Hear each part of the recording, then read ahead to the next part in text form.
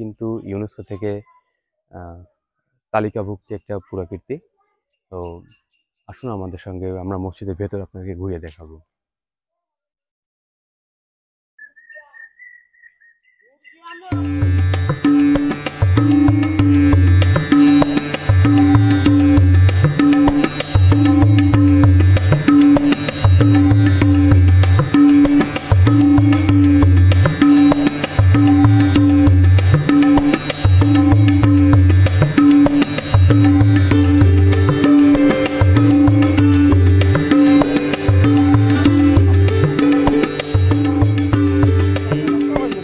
এই মসজিদ আপনি খেদমত করছেন কত বছর?